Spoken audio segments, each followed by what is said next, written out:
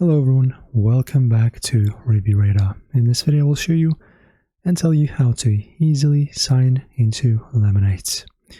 It's a very easy and straightforward process. Here's how you do it. You need to download the Lemon8 app. You can install it from the Google Play Store or the App Store.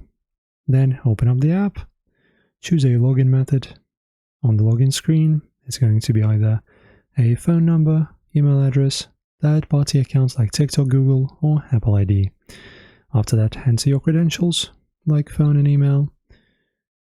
Set up your profile. Once signed in, customize your profile by adding a username, profile picture, and bio. And after that, you can start exploring. You're all set to explore the content, post, and interact with Lemon8's community. Hopefully this small video helped you to sign in into this service. Thank you for watching, guys. Give this video a thumbs up, subscribe, and I'll see you in the next one.